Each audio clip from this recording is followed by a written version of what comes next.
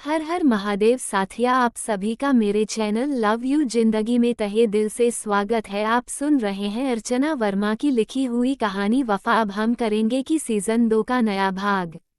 अंजलि भाभी, चलिए अब हम लोग भी स्टेज पर चलते हैं। नैना जी के पास से उठकर खड़े होते हुए नव्या ने अंजलि से कहा, हाँ मैं भी तुम्हें इसीलिए ही बुलाने के लिए आई थी। मम्मी आप भी चलेंगी? अंजलि ने नैना जी से पूछा। नैना जी ने इनकार में सर हिलाते हुए कहा, नहीं बेटा, मैं बाद में चलूंगी। जब फोटो सेशन होगा तब तुम मुझे लेने आना। अभी इतनी देर के लिए वहां खड़े रहने की मेरी हिम्मत नहीं है। पर यहाँ से तुमको दिखाई कैसे पड़ेगा? आज फिर तुम्हारे पोते की शादी है। चलो ना, अच्छा लगेगा। नव्या ने जिद करते हुए कहा। चल, ज्यादा बच्ची मत बन। इन बच्चों के बीच में हम बड़ों का क्या काम? जब जरूरत होगी तो मैं पहुंच जाऊंगी। यहाँ से मुझे अच्छे से सब दिख रहा है। तुम दोनों जाओ। लगता है शिवम तुम ही दोनों की तलाश में नजर दौड़ा रहा है। बाकी के सारे बच्चे तो मुझे दिख रहे हैं, लेकिन ईशानी कहाँ है? नैना जी ने पूछा। पता नहीं, ईशानी भाभी कहाँ रह गई? अब तक तो उन्हें आ जाना चाहिए था। अंजलि ने ईशानी की तलाश में मेन इंटरेस्ट की तरफ नजर डालते हुए कहा। कोई बात नहीं, जब आएगी तो उसको सबसे पहले मेरे पास भेजना। मुझे उससे कुछ बातें करनी है, गृह प्रवेश को लेकर कुछ रस्में बतानी है। नव्या, तुम इस चीज का ध्यान रखना। ... और अंजलि तुम, यहाँ शादी की जिम्मेवारी तुम्हारी रहेगी क्योंकि सारी रस्मों की जिम्मेवारी तुम्हारे हॉस्पिटल की जिम्मेवारी को देखते हुए ईशानी ने बिना कहे हुए ही खुद उठाई है। इसके बाद दुल्हन के गृह प्रवेश से लेकर रिसेप्शन तक की सारी जिम्मेवारी उसी की है। इसलिए उसे थोड़ा सा आराम दे देना ताकि वो भी कुछ एंजॉय कर सके। बाकी जो काम बचेगा वह आपस में दोनों मिलकर काम बांट लेना। नैना जी ने बैठे बैठे ही अपनी दोनों बहुएं को काम बांट दिया। कोई बात नहीं मम्मी, मैं देख लूंगी। पर भाभी तो मुझे खुद कुछ नहीं करने दे रही हैं। अंजलि मुस्कुराते हुए बोली। चलिए भाभी, हम भी चलते हैं, वरना मम्मी का लेक्चर भी यहीं पर शुरू हो जाएगा। नव्या ने हाथ पकड़कर अंजलि को खींचा। तुम तो बस खाओ पियो और मस्ती करो और कोई काम मत करना। नव्या की बात सुनकर नैना जी ने डांटा। वही तो मैं भी सोच रही थी, मम्मी ने अब तक मुझे कोई काम नहीं दिया। नव्या मुस्कुराते हुए बोली। अब जाकर कहीं तुम मेरी मम्मी के रोल में आई हो। मैं भी कब से यही सोच रही थी, जब से आई हूँ तुम्हारे पास ही बैठी हूँ। लेकिन तुमने मुझे एक काम भी नहीं बताया। सारा काम ईशानी भाभी के पास पड़ा हुआ है, और तो और तुम्हारी खट्टी मीठी डांट भी नहीं मिली। बताओ मुझे क्या करना है? नव्या ने नैना जी के गले में अपने दोनों बाहों का हार पहनाते हुए पूछा। बताया तो तुम्हारा काम, बस खाओ पियो और मस्ती करो। तुम्हारे रणविजय भाई ने तुम्हारे लिए बस यही काम बताया है। उसका स्ट्रिक्टली ऑर्डर है कि उसकी लाडली बहन को कोई कुछ नहीं करने को कहेगा। नैना जी ने हंसते हुए बताया। तभी तो सोचूं कि आदित्य भाई इतने शांत क्यों हैं। नव्या ने दूर खड़े आदित्य को परेशानी में अपना सर मसलते हुए देखकर कहा। अब तुम जाकर उससे झगड़ा मत करना। बस जाती हुई एक बार अपने पापा और अंकल को देख लेना। उन्हें कोई चीज चाहिए या नहीं? नैना जी ने कहा। ठीक है। दोनों उधर से स्टेज की तरफ चल दी। ईशानी भाभी आखिर इतनी देर से कहाँ रह गई? नव्या ने इधर उधर देखते हुए पूछा। हम लोग यहाँ से डायरेक्ट दिल्ली के लिए निकलेंगे, इसलिए भाभी और भाई होटल में ही चेक इन के लिए रुक गए थे। लेकिन उन लोगों की चेक इन कुछ ज्यादा ही लंबी हो गई है। अंजलि ने अपनी मुस्कुराहट दबाते हुए कहा। नव्या उसकी मुस्कुराहट का मतलब समझ गई। आने दो, तब उनसे पूछती हूँ। कुछ भी कह लो नव्या, पर भाई और भाभी की खुद की बेटी शादी के लायक हो गई है, लेकिन इनका रोमांस पुराना नहीं हुआ। अंजलि हंस रही थी। भगवान करे कभी पुराना भी ना हो, जितनी मुश्किल इन दोनों ने एक दूसरे से दूर रहकर उठाई है। भगवान किसी दुश्मन को भी वो तकलीफ ना दे, नव्या ने प्रार्थना करते हुए कहा। अंजलि और नव्या आपस में बात करती हुई जा रही थी कि अचानक किसी औरत से नव्या को छू गया। सॉरी, नव्या ने पीछे पलटकर कहना चाहा, लेकिन तब तक वो औरत तेजी से आगे निकल गई थी।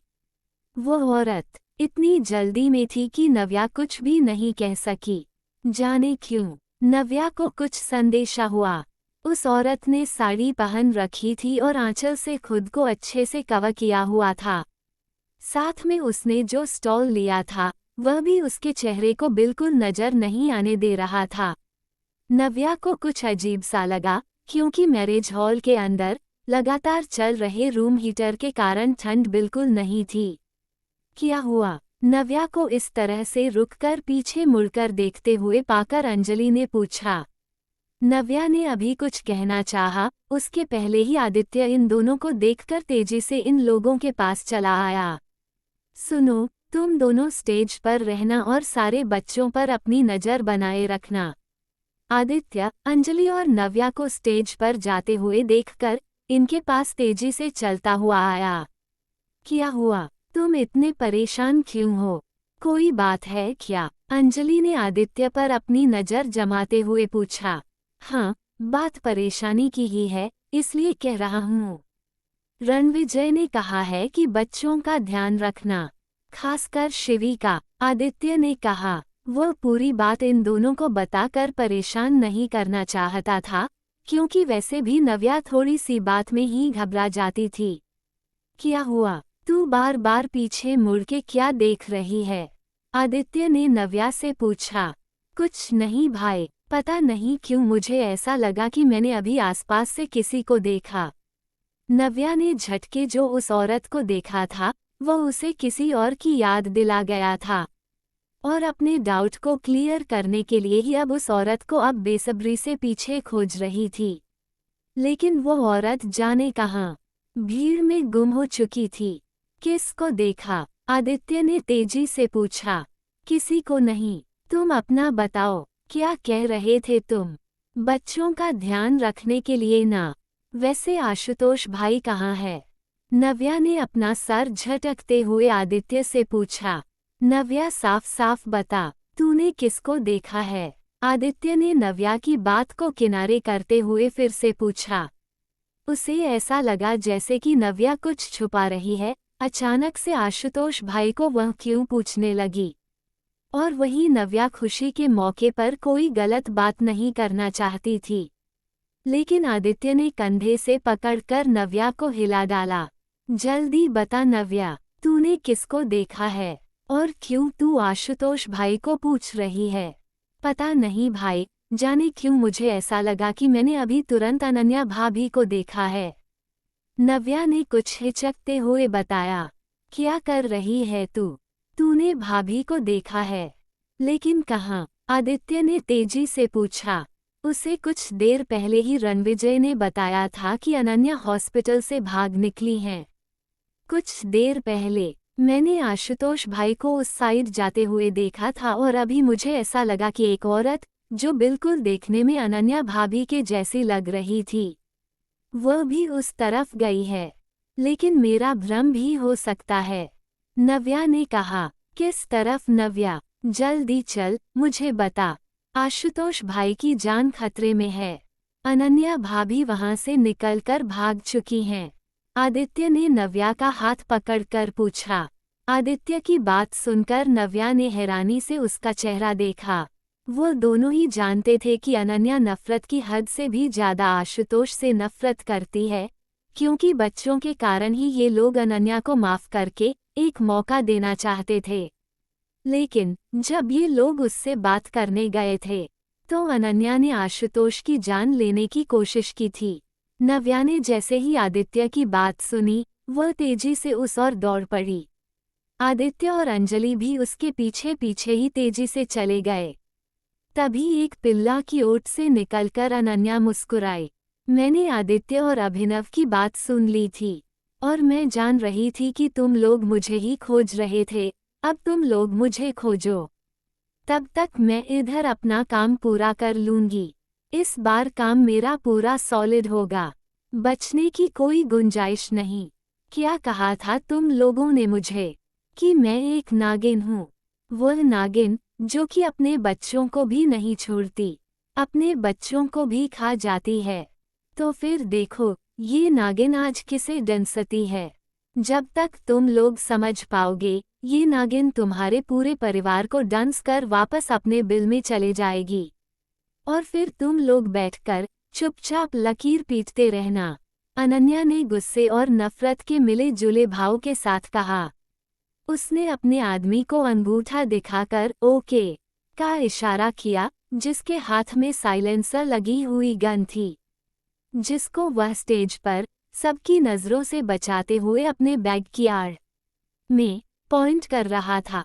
आखिर क्यों आई थी अन्य यहाँ पर, और यह कौन सा आदमी था जो कि स्टेज पर गन पॉइंट कर रहा था? क्या था इसका इरादा? जानने के लिए बने रहे अगले भाग तक। तब तक के लिए वीडियो को लाइक और चैनल को सब्सक्राइब करना मत भूलिएगा। खुश रहिए, स्वस्थ रहिए, मस्त रहिए और यही यूट्यूब पर मिलते रहेंगे। मिलते हैं अगले भाग के साथ। हर हर महादेव।